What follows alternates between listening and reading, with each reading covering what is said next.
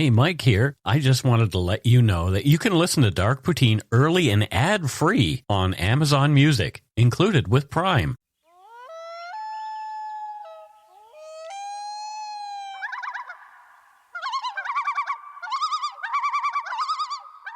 Hello and welcome back to Dark Poutine. I am Mike Brown. Across the table from me is a recent returnee from Quebec.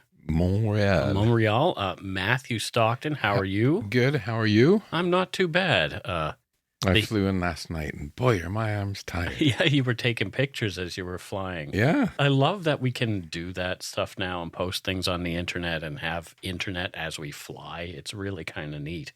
I flew over Kelowna, and a colleague of mine works there, and I took a picture of Kelowna and said, hey, thinking about you. Oh, that's as neat. I was flying over him. Yeah.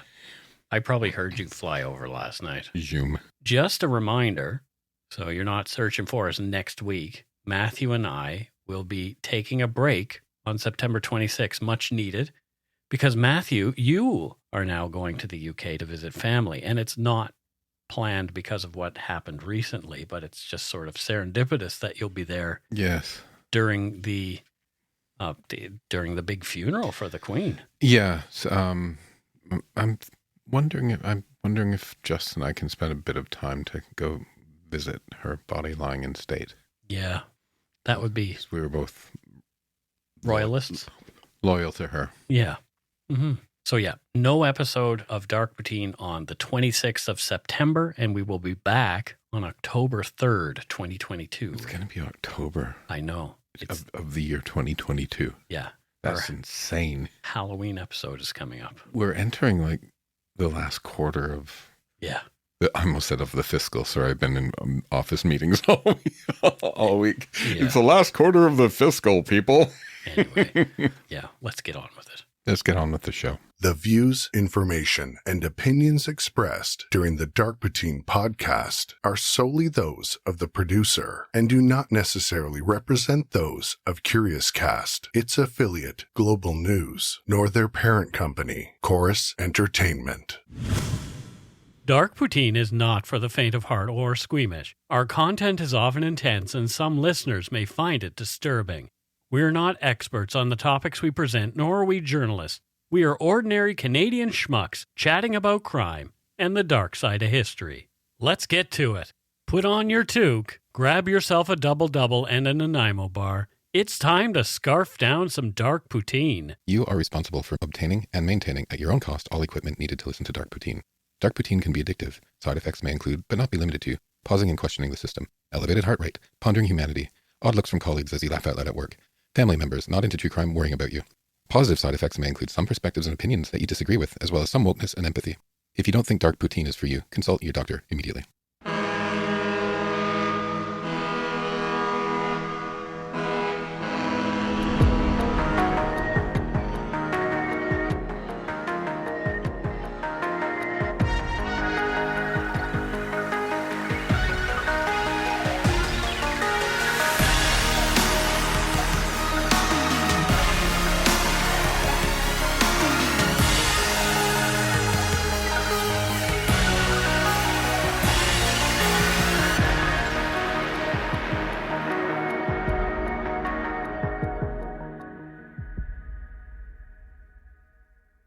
On a fall evening in 1991, police discovered the bodies of Alfred Critchley, 75, and Virginia Critchley, 73, in the Chatham, Ontario residence they shared with their son and his family.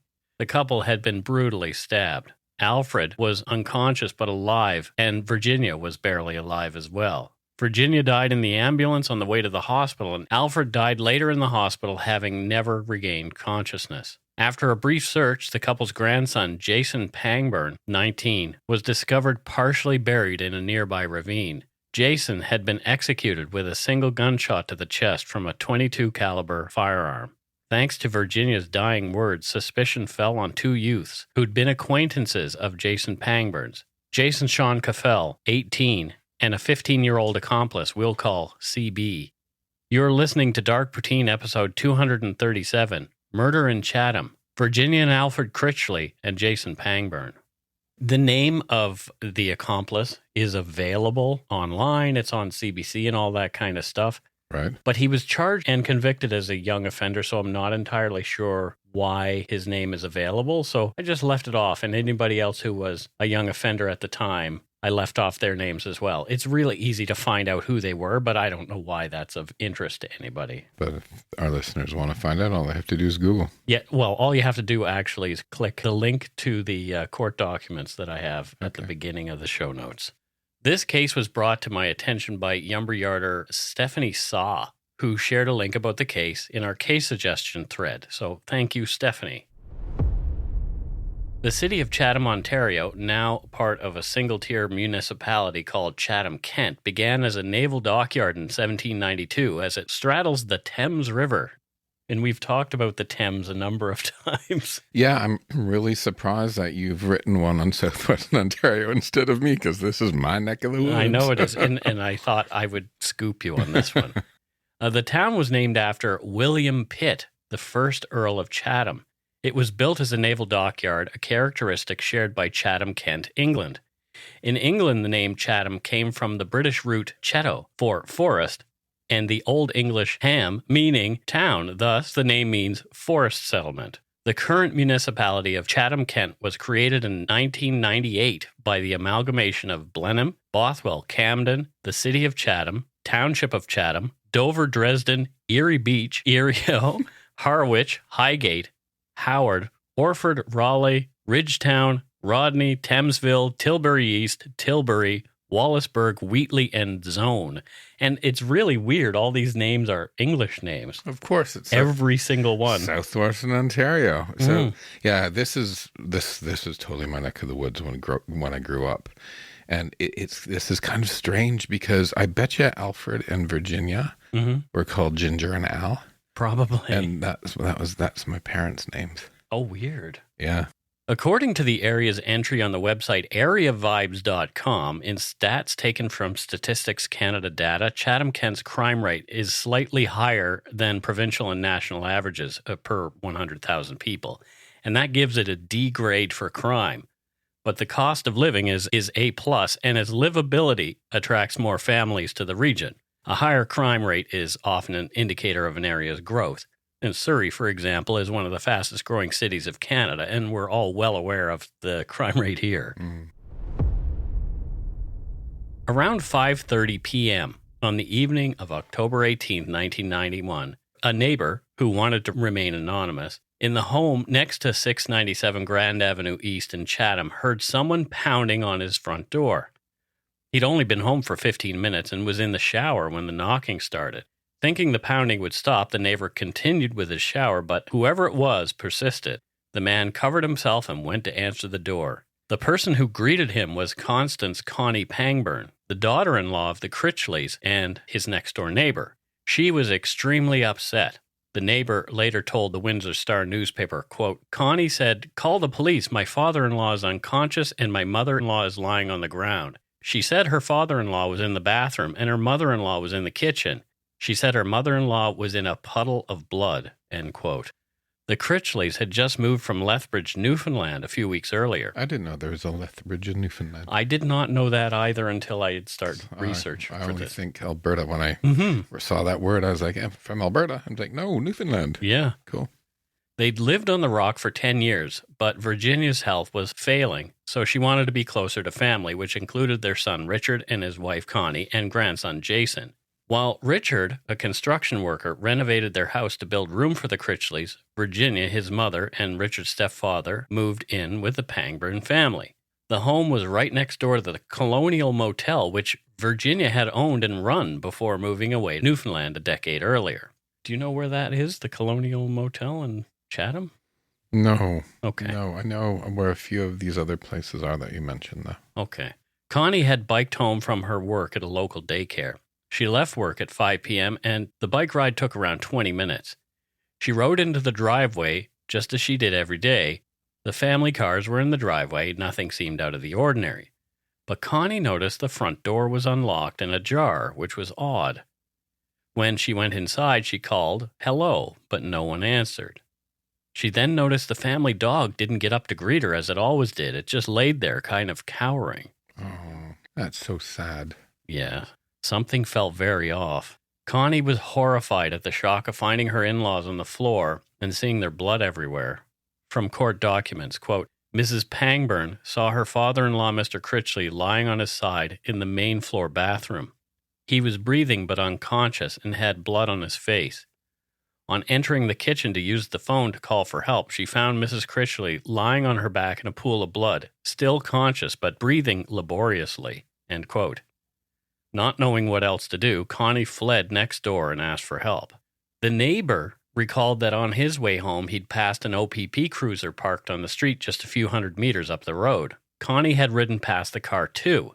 In her shock, she'd most likely briefly forgotten about it. Connie ran off in the direction that she'd seen the patrol car only moments earlier. The neighbor later told the Windsor Star, quote, I didn't think the worst. I didn't think they would die. I thought maybe there had been a burglary and the burglars had knocked them down, end quote. You wouldn't think the worst, right? Right. Like, I'm just picturing poor Connie, like, coming home, normal day, and then just how much everything can change. In an instant. And a neighbor thinking, oh, somebody's been knocked over, and yeah. OPP Constable Mark Granston had pulled over to do some notes on an unrelated matter.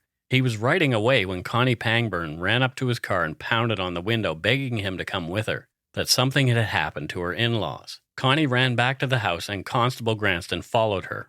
According to the Windsor Star, Connie later testified that as she and Constable Granston tried to stop the bleeding from Virginia's injuries, she leaned over Virginia and saw a pulsing but dry open wound in the older woman's throat.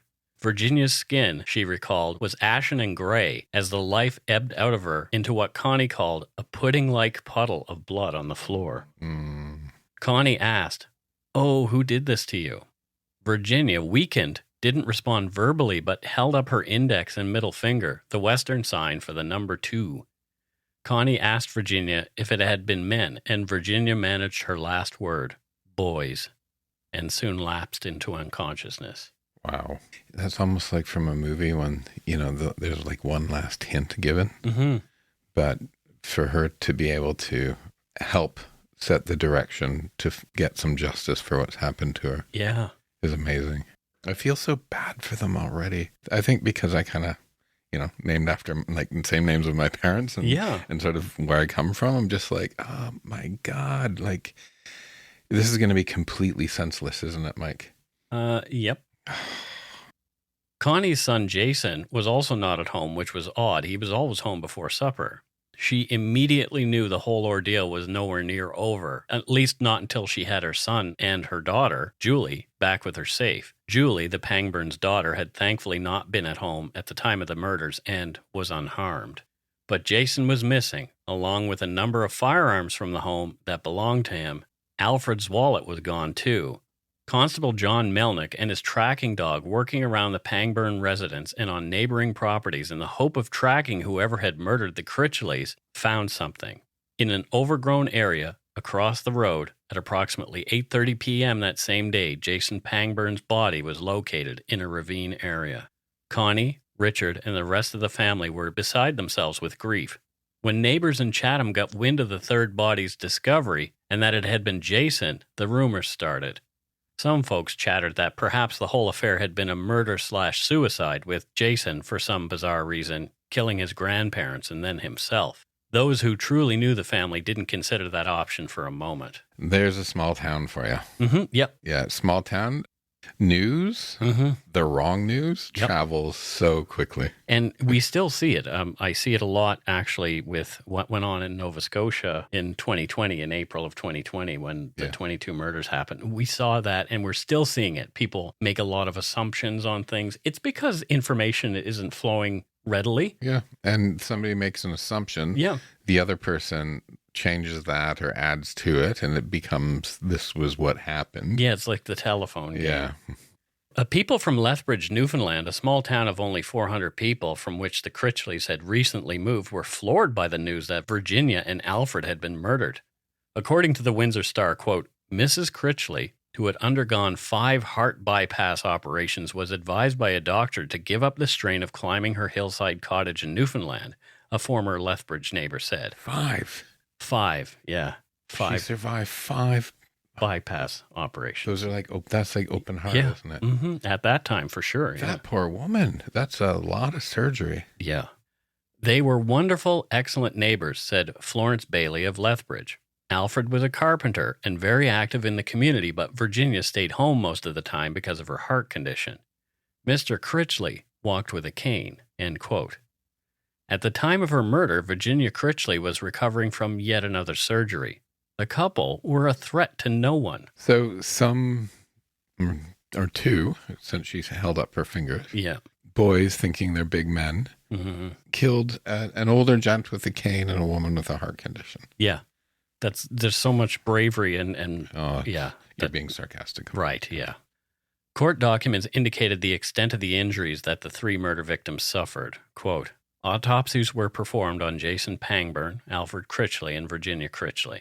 The fatal wound suffered by Jasen Pangburn was caused by a single .22 caliber bullet that had entered the left chest through his heart. In addition, a blunt force wound was located on the back of his scalp, as were abrasions to his forehead, cheek, and chin. The cause of death was determined to be gunshot, which caused massive loss of blood. The autopsy on Mrs. Critchley indicated that she had suffered wounds which consisted of 11 defensive wounds to the hands, fingers, left forearm, 12 wounds to the neck, shoulder, chest, and abdomen. There were 2 deep stab wounds to the right side of her neck. Both of these wounds extended deep enough to sever the jugular vein, thyroid gland, and the trachea. The cause of her death was listed as shock and loss of blood due to stab wounds in the right side of her neck. So that is not one stab. No, that's not just like a... That's so 11 defensive wounds on her hands, 12 wounds, right? Yeah. Lots of stabbing. That's a frenzied stabbing attack. Yeah. The autopsy on Mr. Critchley revealed that the fatal stab wound was located to the left of his chest, extending inward and deep enough to pierce the left ventricle of his heart. There were 2 other stab wounds in the abdomen. The cause of Mr. Critchley's death was determined to be shock and blood loss due to a stab wound in the chest involving his heart, end quote. This one frustrated me in a big way. And we'll get into why, because the person that led the way is a very frustrating individual. Because you can picture these people who are just a good family, right? Yep. Not doing anything to anybody. Jasen had gone to school on the morning of his death as usual. He had an uneventful day and left at 3:15. He'd been seen by friends while walking home at around 4 p.m. His teacher later said that Jasen was quiet and well-behaved. While attending Chatham Kent Secondary School, Jasen became interested in the militia. Several of his friends were active members. Jasen joined the militia, the Essex and Kent Scottish Regiment, on March 28, 1989. His school principal said that Jasen Pangburn was highly regarded for his work in the militia. According to the militia's website, quote, the Essex and Kent Scottish is a primary reserve unit within 31 Canadian Battle Group 31 CBG, whose task is to augment Canada's military with trained infantry soldiers. The Essex and Kent Scottish is a regiment with old lineage that can be dated back to 1749 as a French militia at Fort Pontchartrain, Detroit, although it has unbroken lineage dating to 12 June 1885. Essex and Kent counties produced the first militia organization in Ontario and the first units to engage in combat 1794 outside of Canada.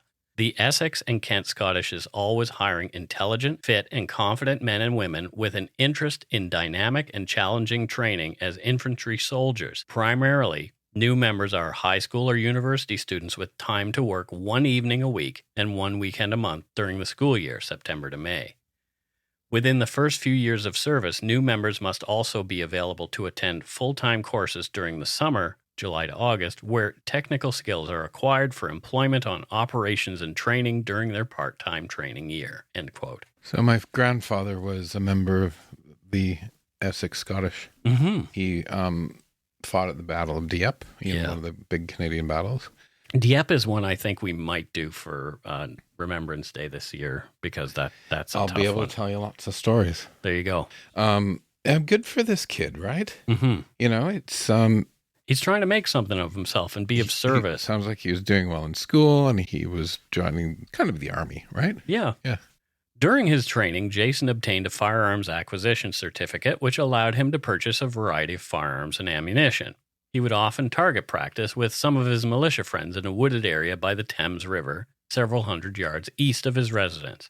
So it wasn't unusual when at approximately 4:30 p.m. on the day that Jasen died, neighbors of the Pangburns saw 3 males, one of them Jasen, and another wearing a Pittsburgh Penguins hockey shirt, walking in the neighborhood. They crossed the road in front of the Colonial Motel and then proceeded across a plowed field toward the Thames River. That was the last time Jasen was seen alive. Descriptions of the young males fit with someone who police were familiar with, an 18-year-old named Jasen Shawn Cofell. Jasen Cofell was born on March 4, 1973, and he lived with his parents, Douglas and Catherine Cofell, and his brother Jesse, at Lot 9, Concession 3, Dover Township, RR1, Paincourt, Ontario. You know, I'm wondering if I've ever run into these people when I was young. You might have. He's only 3 years younger than me. Right. Actually, 2. Yeah. Crazy. Cofell belonged to the same Essex-Kent Scottish militia regiment as Jasen Pangburn. However, rather than becoming friends, the 2 young men disliked one another and did not associate. Jasen Cofell had told friends he didn't like Jasen Pangburn. He thought Pangburn was a rat. Cofell had a run-in with police in late 1990. That's a rat. Isn't that like a 1940s term? Yeah. You're a rat, you dirty rat. Yeah.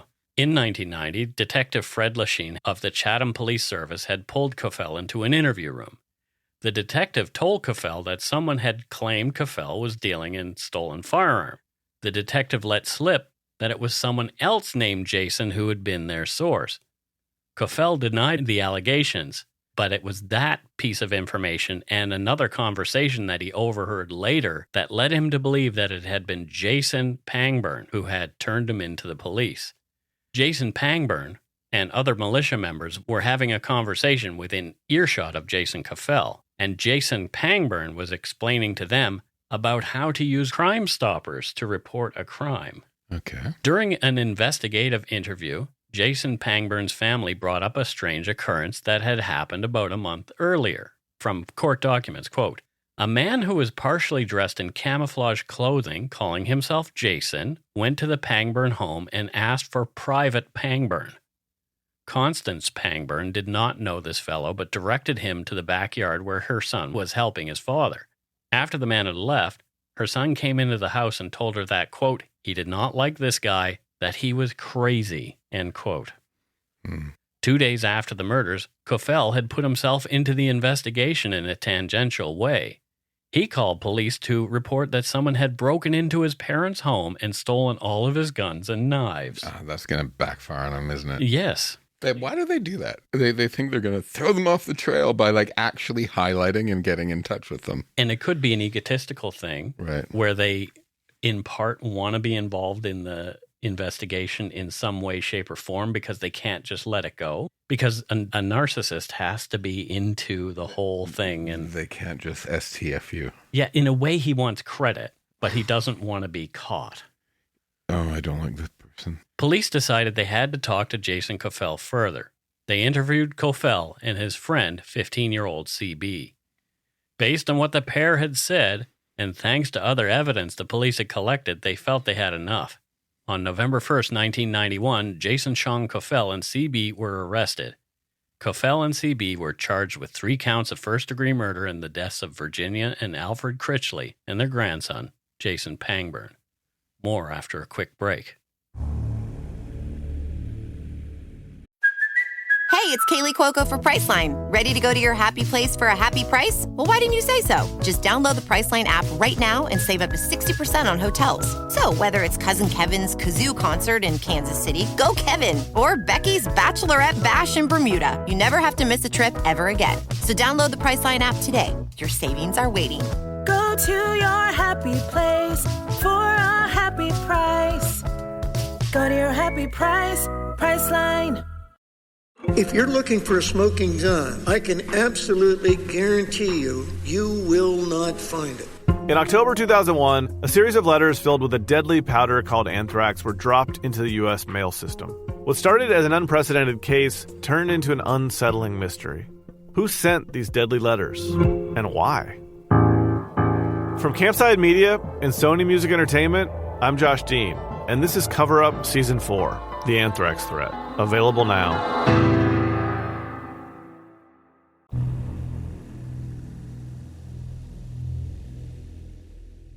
And we are back.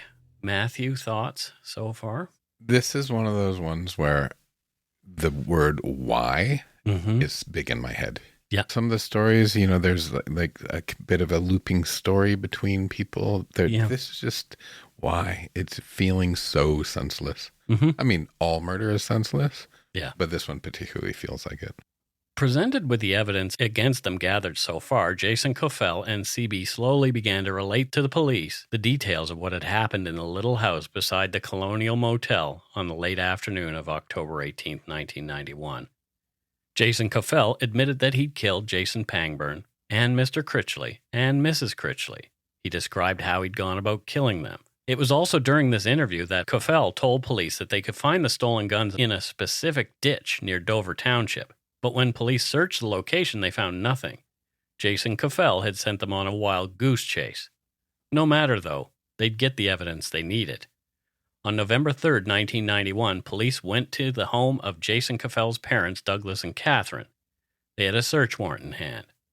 In the hayloft of a barn on the property, they hit the jackpot. The items they seized and cataloged included the guns stolen from the Pangburn residence, Alfred Critchley's wallet and identification, as well as the murder weapons, the knives and .22 caliber revolver used in the killings. Also present were the guns reported stolen by Jasen Cofell on October 20th, 1991, in his pathetic effort to throw the police off his scent. He's really not too bright. No. He's not too bright at all. Do you think he took all that stuff to try to sell it? Like, why would he have, because there must be some sort of market for IDs. Well, he gets into what his thinking was. Was later on, but it's kind of, or his lack of thinking. Well, no, it's kind of a bizarre sort of meandering, egotistical, narcissistic thing. Okay. After a search of CB's, the police came up empty. He'd been the one allegedly wearing the Pittsburgh Penguins hockey jersey during the murders, but the sweater was nowhere to be found. It later came to light that a friend of CB and Cofell, who we'll call DB, had hidden the jersey for them. DB, also a juvenile, was eventually convicted as an accessory after the fact. Jasen Shawn Cofell was an interesting character. As police dug deeper, a strange narrative emerged about the creation of a shadowy group that Cofell called the Orion Foundation, of which he fancied himself, of course, its leader. The group's genesis was a tall tale of narcissistic bullshit spun by Cofell to impress his militia buddies into joining his group. Cofell claimed that it all started during a trip to Toronto where his family was participating in a horse show when he was 17. Cofell alleged that he met a man in a Toronto bar who was a, quote, police officer involved in drug enforcement. At some point in the evening with the cop, Cofell claims he was witness to that person being shot. Cofell said that he'd acted fast and taken the wounded man to a warehouse where he received help from other mysterious people the man was involved with. From court documents, quote, Mr. Cofell and this police officer met the following morning. Mr. Cofell was asked by the officer to set up an organization such as Orion Foundation in his home area. Mr. Cofell wrote a charter of rules for the group, recruited persons in grades 11 and 12, and joined the militia, which would provide good training for the members of the group. The group had no use for drugs or drug traffickers and set up themselves as a pseudo-paramilitary organization to conduct a war on drugs. To effect their self-inspired mission, the group placed mail orders and obtained guns from the United States, end quote. So he's a total fantasist. Yeah, he's concocted this whole world around himself that is a complete nonsense. And eventually it leads to the murders of 3 innocent people. Why didn't he just pick up a guitar or something? Yeah, right? Just be creative. You know, I know being bored in a small town, right? Mm-hmm. Just pick up a guitar. I don't know. Like, if you think about it, so he's recruiting people in grades 11 and 12 to be part of this paramilitary organization. Of course it's completely fake. This guy's making it up, right? Like, oh yeah, a police officer told me to Yeah, he's going to choose a 17-year-old boy. that he just met once in Toronto. Right. in a bar, but he helped him out, so that's why. He's 17. He was at a horse show with his parents. He wouldn't have been in a bar. Yeah, 17 years old in a bar. And I actually might have been at a horse show. I was dating somebody whose parents had horses. Oh. At about that year, we went to the horse show as well. Oh, there you go. One of the golden palomino bit somebody's finger off. Oh, dear. Yeah. I thought about that, too. So he's in a bar at 17, and you look at him, the pictures that I sent you of him, he doesn't look like he could get into a bar even at 19. Yeah, some of us did. I could get into bars at 14. Yeah. Right? I did a few times. Yeah. And at 16, I always did because I had like this big old mohawk and stuff. So, sure. So I think people just couldn't see past that. But yeah, he looks young. You know, yeah, you go to Toronto with your parents for a horse show, you're not going to be meeting a police officer in a bar. No. It was Jasen Cofell's recruiting efforts that had led police to interview him in 1990 when the fateful Jasen name was accidentally dropped by the detective speaking with Cofell. Another young man, Jared Zimmer, also came forward with some disturbing information indicating that Cofell had been planning to harm Jasen Pangburn. Zimmer told police that on October 6th, 12 days before the murders, he was riding with Jasen Cofell and another friend, Mark Foster, in Cofell's truck. They were on their way back from Toronto where, at Cofell's urging, they had gone to roll a gun dealer named Daly, but Daly did not show up. It isn't clear that Daly ever existed or was a figment of Cofell's twisted mind made up to impress his pals. On the way home, they stopped near Jasen Pangburn's house. Zimmer and Foster watched as Jasen Cofell opened the glove box and took out a handgun and put it in his jacket. Cofell told Zimmer and Foster to stay put and got out of the vehicle. They watched as Cofell went up to the house and snuck around into the backyard, peering into the windows of the Pangburns' home. After a few minutes, Jasen returned to the truck, frustrated. He told his friends that there were too many people around and that he would have to, quote, do him some other time. Cofell had concocted other missions for the Orion Foundation unrelated to Jasen Pangburn's murder. If I was in a car with somebody who had grabbed a gun and then come back, I'm going to do him some other time, I would not be ever hanging around with that person again. No kidding. Right? Like, what are these kids doing? Or, I don't know, I might, it wouldn't have been a cool thing to do, but I might go and talk to my parents about it if it happened. I probably would have as well. Yeah. Because that's just one level up, right? Right. From court documents, quote, Mr. Cofell had also planned to break into Parkinson's gun store in London, Ontario. That's on Warncliffe Road, I think. I think. It's been there for a long time. I've been there a few times. And so he was planning to break in during the weekend of October 13th, 1991. And he had prepared a handwritten diagram of the store and location of various weapons. He had also prepared written assignments for those members of the group who were participating. His instructions included directions with respect to the area of the store from which each member would steal items and what to do if the police arrived. He told them to, quote, fire at the tires and grill if the officers got out of their cruiser and to wipe down the shell casings in order to remove fingerprints. Mr. Cofell also instructed Jared Zimmer to go with another member when it was dark and steal a truck. Mr. Zimmer carried a loaded shotgun. But since he was unable to locate keys to the target truck, the raid on Parkinson's gun store was canceled, end quote. It's ridiculous. Luckily, he sounds like he's pretty useless generally, and there could have been a lot more. And I also feel for, gun stores have to have some good security, but, it's a family business as well, right? Right. Like, these guys are just running amok, aren't they? Yeah. Thanks to numerous interviews with Cofell, CB, and other witnesses, police were able to piece together what had happened on October 18, 1991. Jasen Cofell had gone to school as usual at Pines Secondary School in Chatham and had left around 2 p.m. After running some errands, Jasen drove to a convenience store at the corner of McNaughton Avenue West and Sandy Street in Chatham. There's a Circle K there today. It was there that Cofell met CB and a few other friends. Jasen convinced CB to come with him, claiming he had a shotgun to sell. CB hopped into the truck and Jasen drove off. CB was unaware of where they were going or who they were going to see. Cofell pulled his vehicle into the Pangburns' driveway just before 4:30 p.m. Leaving CB in the car, Cofell got out, went up to the door, knocked, and was let inside. Cofell then returned to the truck with Jasen Pangburn. Cofell showed Pangburn the shotgun he'd claimed to be selling, as well as a .22 caliber handgun. Cofell asked Jasen Pangburn if he'd like to test fire the pistol, and Jasen said yes, falling right into Cofell's trap. Jasen Pangburn led CB and Cofell to one of his favorite secluded shooting spots, a ravine in the woods. It was at this point around 4:30 p.m. that the trio were seen walking across a plowed field towards the Thames River and into the wooded area, CB wearing his distinctive Pittsburgh Penguins jersey. A target was chosen, and Cofell offered 3 shots each. CB fired off 3 quick rounds at the target and handed the pistol to Jasen Pangburn, who then took his turn.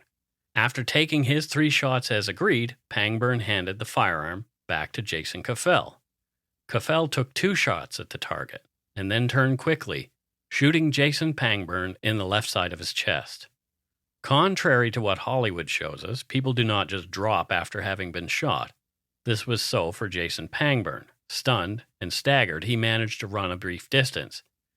Jasen Cofell easily chased Pangburn down and bashed the wounded young man on the back of his head with the butt of his gun, causing Jasen Pangburn to drop. Although Jasen had been shot through the heart and was quickly bleeding to death, he managed to ask Cofell why he'd shot him. Jasen Cofell replied, "Because you pissed me off." Cofell proceeded to kick Jasen Pangburn in the chest and bashed him on the head with a nearby bottle. Cofell put a large rock on Jasen's head and half-heartedly partially covered him with dirt and leaves. 15-year-old CB was terrified. At this point, Jasen Cofell threatened CB's life, saying that if he didn't follow Cofell's orders, he and his entire family would be the next to go. The pair then returned to Cofell's truck, where Jasen produced a couple of nasty-looking knives. Jasen told CB to put the knife up his sleeve, that they were going inside the Pangburns' home. As they walked up to the door, Jasen Cofell told CB to, quote, "stab her when I tell you," end quote. They knocked on the door, and Alfred Critchley answered. Jasen Cofell told Alfred that Jasen Pangburn had gone to the mall for a moment and that he'd told he and CB to wait inside, that he'd be back in 5 minutes. Alfred let them in. From court documents, Alfred Critchley had got up to go to the bathroom and had left Cofell and CB alone with Virginia. After approximately 15 to 20 minutes, Mr. Cofell stood up and said that they had better go. He turned to CB and said, "Remember what I told you. You don't do this, you're dead." He then told CB where to stab Virginia Critchley. CB stabbed Mrs. Critchley 3 times. Then Mr. Cofell took the knife from CB and stabbed her repeatedly in the throat and neck area. At one point, he tried to slit her throat. Mr. Critchley was coming out of the bathroom when he was stabbed 3 times in the chest by Mr. Cofell. In falling, Mr. Critchley's body disconnected the bathroom clock at 5:12 p.m. Mr. Cofell then went upstairs and took several rifles belonging to Jasen Pangburn. Before leaving the house, he also removed Mr. Critchley's wallet, money, and identification. Mr. Cofell and CB left the residence. As Mr. Cofell backed the truck away, he stated, "If any of the neighbors saw us, we would have to go back." As they drove away in the direction of downtown Chatham, they passed a police cruiser parked on the side of the road and also saw a lady on a bicycle heading the other way toward the Pangburn residence. Oh, that was the police and Connie. Yeah. Wow. The lady was Mrs. Pangburn, who was returning home from work. Mr. Cofell turned his vehicle around and headed back past the Pangburn home, where he watched the lady on the bicycle go into the driveway. At this point, he said, "Oh, I hope she didn't see us. If she did, we'll have to go back." Also from court documents, Cofell went into further detail about the murders. Mr. Cofell also indicated that he stabbed Mr. Critchley, who fell and hit his head on the bathroom sink. Mrs. Critchley was lying on her back bleeding and was saying, I'm okay," when Mr. Cofell told her that she would be and slit her throat. When asked by the interviewing officer as to why he would kill 2 innocent people, Mr. Cofell replied, "Nobody is innocent," end quote. Narcissism? What a dick. Yeah. Sorry, I've got nothing. I'm trying not to swear too much. No, you can swear on this show, but yeah. He's just a fucking dick. Yes, he is. I mean, I'm just like, oh my God, you are such a dick. Yeah. Right? Nobody is innocent. They were innocent. Oh, totally they were. Period. Yeah. Right? Yep. And like how close Was Connie actually to becoming a victim? I wonder if they hadn't seen that police, if they would have gone in, you know? Maybe. Yeah. Maybe. She's lucky. Well, unlucky to have seen what she saw, but lucky to be alive. Lucky to be alive, yeah. CB admitted to his part in the killing of Virginia Critchley and subsequently pleaded guilty to second-degree murder. The other charges were dropped. At CB's sentencing, the court heard testimony that the youth had, quote, fallen in with the wrong crowd and had been warned by his mother to steer clear of Cofell and his crew. Her pleas had fallen on deaf ears, and only 5 days later the murders occurred. CB's lawyer said that, having just seen Cofell murder Jasen Pangburn, the youngster had been in fear of his own life and that of his family when he'd stabbed Virginia Critchley following Cofell's orders.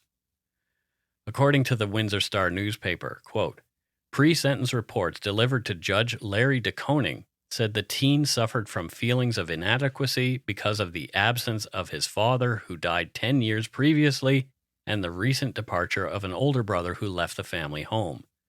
Crown Attorney Paul Bailey said the youth was misled easily and couldn't explain why he, quote, continued to participate in the brutal process.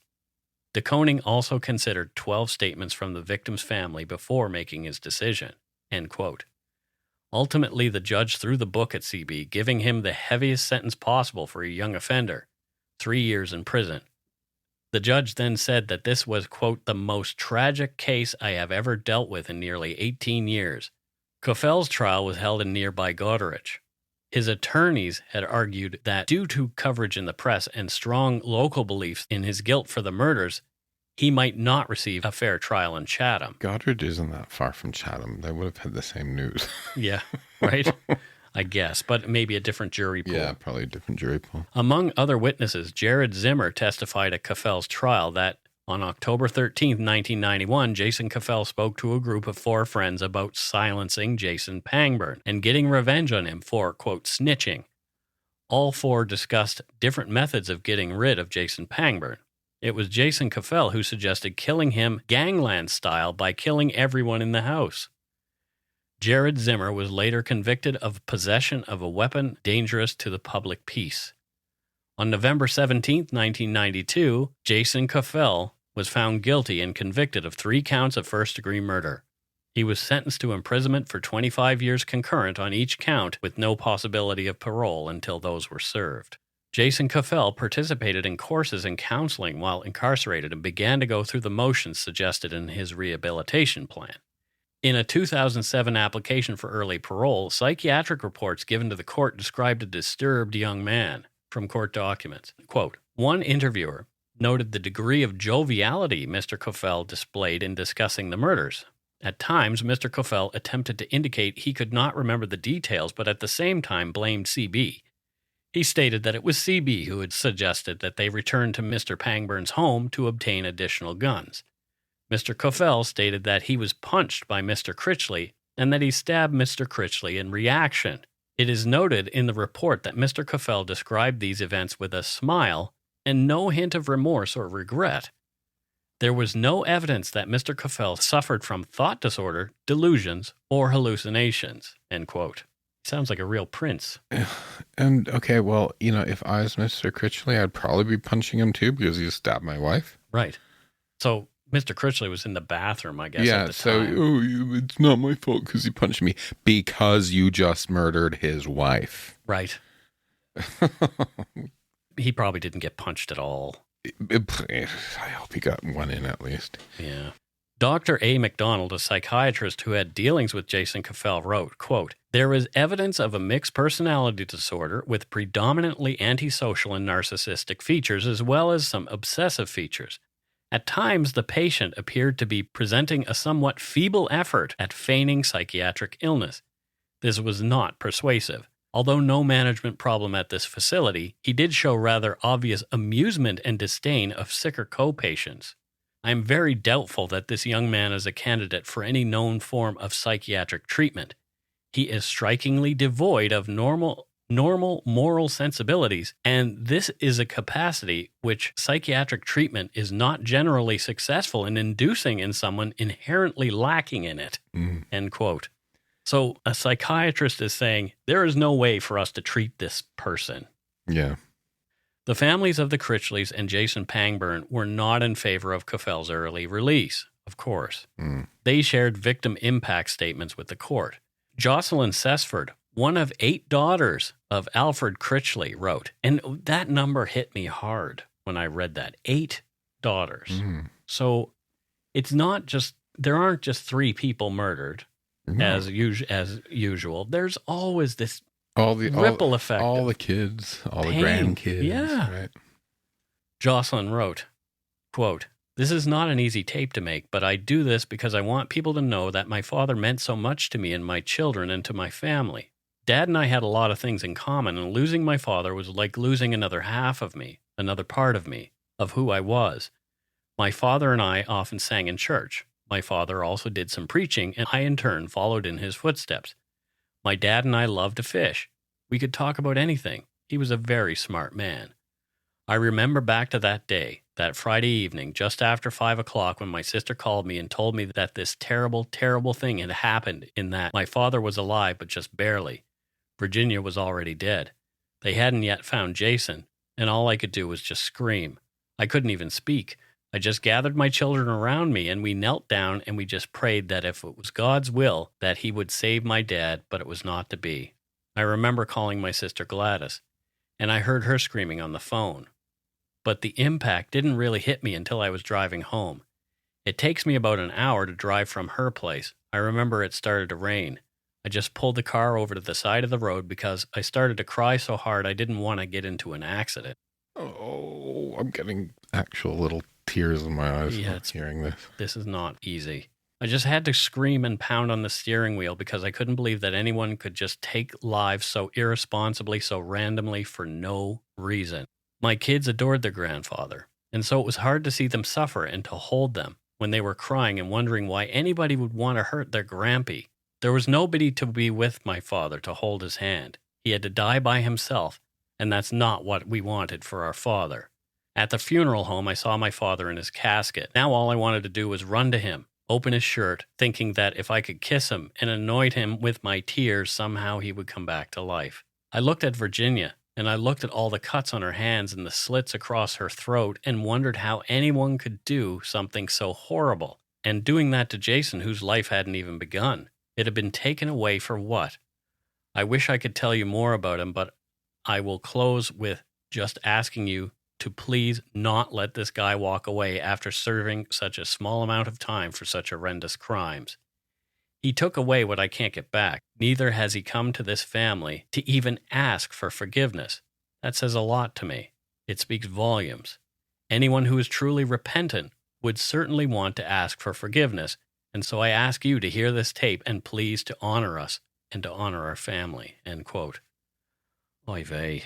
If somebody really wants to get released and really feels bad about it, have a conversation with the family, take responsibility. Not necessarily they might not want to hear you, but reach, like, have your lawyer send them a letter that you write or something. If you're contrite Is the big sort of operative word there. Yeah. Connie Pangburn, Jasen's mother, and the person who discovered the crime scene in her home and came close to being murdered herself, also wrote, quote, "My husband says he can't bear to do this, to dredge up all the pain and anger again, so I guess it's up to me. You want to know how I'm coping with life after this horrendous crime? Well, right now I'm sitting here with tears streaming down my face, trying to find the words to tell you. It's been nearly 16 years, but to me it seems like time has stood still. The tears are never far from the surface. It only takes a glimpse of some young men in the mall or somewhere who resembles our son, and my heart leaps, and I stand staring until I get a better look and realize it's not him. It never will be him. He would be 35 years old now, but in my mind he's always 19, so young and vibrant, so full of plans, just on the edge of adulthood. We never got to see him choose a career, get married, or have children. And I'm angry, so very, very angry. This didn't have to happen. It's not like losing someone to a terminal illness or even a tragic accident. It was so needless, so cold, for all 3 of them. It's all burned into my mind, what I found in the house.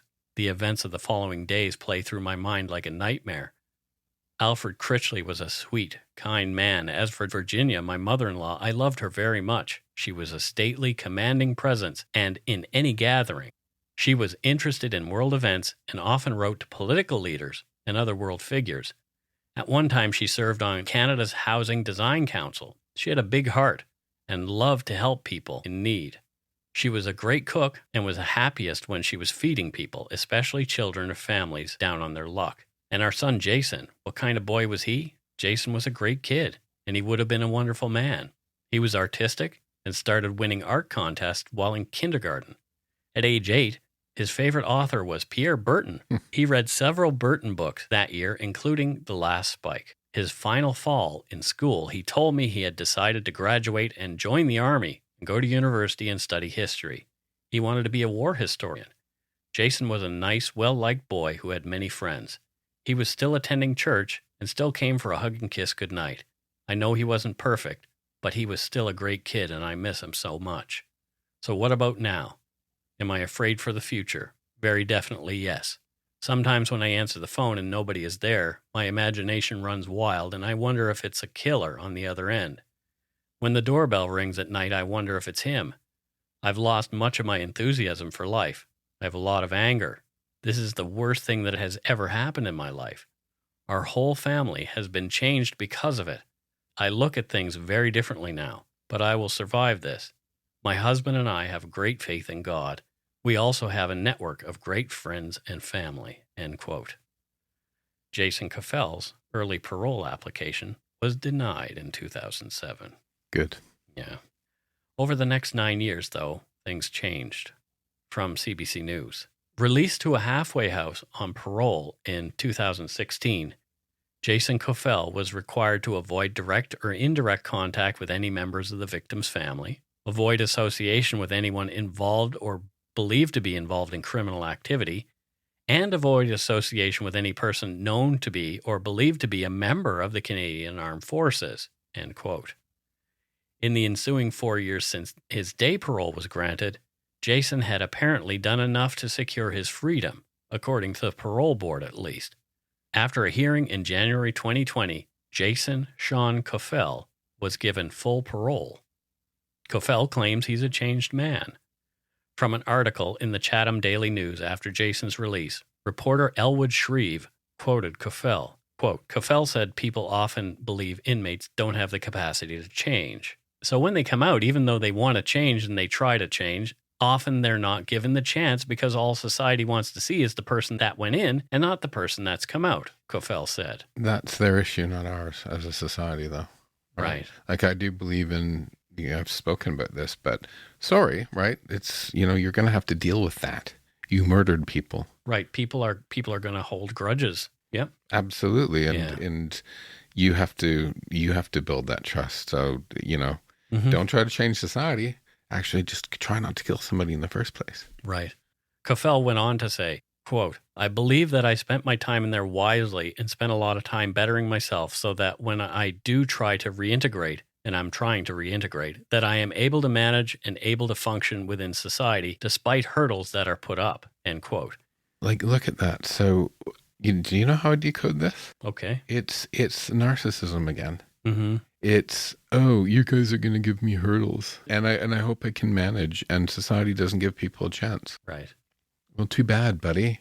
It doesn't feel like he's taking responsibility for... No. Yeah. But at the same time, I mean, the doctors in that report, that psychiatrist said that they don't think he can change. He's not treatable. Yeah. So there you go. So he's given a life sentence. He serves his time. He's out now. He was, in jail for quite some time. I'm struggling with this one because it's one of these cases where doctors have said this guy is not rehabilitatable in this way. But what changed? I didn't see any reports to the contrary, so maybe he has changed. I guess time will tell. This case was presented in 2019 in Season 2, Episode 3 of the true crime docudrama series, The Case That Haunts Me. And that's it for Dark Poutine Episode 237, Murder in Chatham, Virginia and Alfred Critchley and Jasen Pangburn. I hope he did right by Virginia and Alfred and Jasen. Yeah. Yeah, this was, like I say, it wasn't an easy one for It's me. so sad. Because I kept thinking, like, I knew a lot of militia kind of nerds growing up. Yeah. You know, and I'm sure you might have known a few of those guys who took their roles very seriously, and some defined themselves by it. And I think that's what happened with this Cofell guy, maybe. This is just my opinion, but perhaps he saw that as a way to make himself something. He felt smaller than he actually was. He doesn't look like he was a big guy. Well, I think he did the wrong thing, though. When you join when you join groups like this, it's about teamwork and it's about integrity, right? That's what you're taught there. He took it about power. Right. That's right. It's time for voicemails. You can leave us a message at 1-877-327-5786 or 1-877-DARK-PTN. We'd love to hear from you. Let's see who called us this week. Okie dokie. It looks like we have 3 voicemails this week. Three voicemails from different folks. Trois. So let's listen to the first one and see what they have to say. Hey guys. Kelsey from Red Deer calling again. That's so weird. I was just leaving a voicemail and it cut me out. I was just calling to say that I really need to see Matthew's pink outfit. And I also wanted to thank you guys for the podcast that you did regarding my cousin Zachariah Rathwell. That was in the mass murder that happened back in 2014. I've been a long listener, and I think you guys have always handled everything with such gratitude and you know, as a family member, I really do appreciate how you guys go about it. So thank you for all that you guys do. Continue being amazing. And I say this with all the love in the world, but please go shit in your hat. Thanks. So Zachariah Rathwell was one of the victims during the Calgary 5 stabbings that we covered a long time ago. Right. So I'm always honored when a family member calls in and says we did a good job covering also something. Late condolences again. So, I mean, the time doesn't heal. Right, and we see that over and over again. We heard that with Colin Luxinger and Valerie McPherson in our prior 2 episodes. We hear it again in this episode. This is why we don't cover things like children who have just died. Cases we get a lot of requests for that. Yeah, and it's like it's just like I would not do that to the family, right? No. And children especially. It's even hard covering something like this particular case because it is so it's still fresh for people. Yeah. They still remember it happening. Yeah, and even when we do cover like historical ones, like from the 1800s, and there's kids, it's still bothersome, right? Yeah. And I will show you my pink outfit sometime. Someday, Matthew will post It's pictures. not just pink, it's pink with kittens, I have you know. Exactly. Let's listen to another voicemail here. Hi, Mike and Matthew. I'm on my way back to Antigonish right now, and I'm trying to listen to Dark Routine, but I had to turn my bass all the way down because Matthew's beautiful voice is so deep that it's resonating all throughout my car. So anyways, my name's Kale. My pronouns are they, them, and go shit in your hat. Bye. So we had an alien call in to complain about the sound of Matthew's voice. It wasn't a complaint. Well, I guess. Had to turn the bass down. Gail from Inagonish. Gail from Inagonish. Turn the bass on really loud. Yeah, exactly. And sit on the speaker. Oh, no. Matthew Stockton said that. Mike Brown did not. Thank you for calling, Gail. Yes, exactly. Inagonish. Yes. And I like saying that. Yeah, Antigonish. Inagonish. Ingonish. There's also Ingonish. Is there? Yeah, there's lots of Ganesh. Is there Outganish? No, I don't think so. Insies and outies? No. Anyway, let's move on to our next voicemail and our last one. Please be nice. Yeah, and not be a robot. Hey, Mike and Matt. I'm Amber from a small town in Ontario called Wasaga Beach, but I'm actually from Lance, Nova Scotia. Mike, you might know it being that you're from Bridgewater. You might know East Hants. I'm not sure, but sadly what put us on the map in East Hants was the 2020 shooting, not mass shooting. There's a very big difference. that some jackass decided to do. I will not name him. He is just known as the jackass. Anyways, go shit in your hat. Cool case to look at is one, I unfortunately forget the poor victim's name, but it was featured on Dark Water Crimes. It was A Mother's Intuition, that episode. Really interesting case because my dad actually lived in Ormocto, New Brunswick, when that case went down and went to high school with the victim. Anyways, sorry to keep you on long. Go take a shit in your hat. There you go. And she said she's from East Hants. Yes, I know where East Hants is. And now she's in Wasaga Beach. Wasaga Beach. It's a nice little beach. I know well where Hants is because my mother grew up around that area. So, Yeah, Wasaga Beach my birth mom. Close to Barrie as well.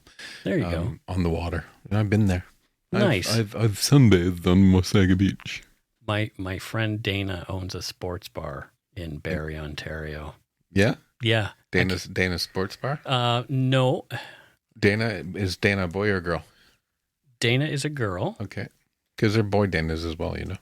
Yes, I know. Mm-hmm. It's called the Locker Room. Sounds like a gay bar. It could be. No, it's not. It's definitely not. But it's called the Locker Room, and it's on 201 Cundles Road East. So Dana owns the Blue Oyster. No, she doesn't. She owns the Locker Room. But anyway, she's a good egg. So if you're in Barrie, Ontario, go to the Locker Room and have yourself a beer there and tell Dana hello from Mike Brown. She'll know, she'll laugh, and she'll probably have a story about me because I was an idiot. I bet you were. Oh my gosh. I used to hang out with her big brother who's passed away. Oh. But yeah, that's that. That's it for this week's voicemails. Again, you can leave us one at 1-877-327-5786 or 1-877-DARK-PTN. We'd love to hear from you, even if it is just to say hi and to tell us to go shit in our hats. If you're stumped for what to chat with us about, a quick story is welcome. Just to pull back the curtain a little bit, when Matthew and I recorded this, it was a few weeks ago, and there were no patrons or donut money donors at the time. Now, I realize on editing this, there are a number of you who have since donated, and you'll hear your shout-outs in subsequent shows when we're back. We love you. Thank you. Thanks to all our patrons and donut money donors past and present for your generosity. It helps to keep the show going. You can become a patron of Dark Poutine at patreon.com/darkpoutine. For a one-time donation, you can send us donut money via PayPal using our email address, darkpoutinepodcast@gmail.com. If you don't already subscribe to the show, it would mean a lot if you did. You can easily find Dark Poutine on Apple Podcasts, Spotify, or wherever you listen to your favorite shows. If you haven't gotten yours yet, my book, Murder, Madness, and Mayhem, is available to order via a link on the Dark Poutine website. And speaking of darkpoutine.com, please check it out for show notes and other cool stuff. We'd appreciate it if you took the time to give Dark Poutine a like or a follow on Facebook and Instagram. Most importantly, thank you for listening, and tell your friends about us. Word of mouth is a powerful thing. And a reminder for everybody, like we said at the beginning, we will not be here on September 26th. We will be away because Matthew is in the UK. So cheerio, good chops. I'll see you on the 26th. Pip, pip, cheerio. And we will see you. We will see the rest of you on October 3rd. Well, we won't see them, but they'll hear us. Yeah, they can see like the Dark Poutine logo on their phone. That's true. Anyway, don't forget to be a good egg and not a bad apple. Bye. Bye.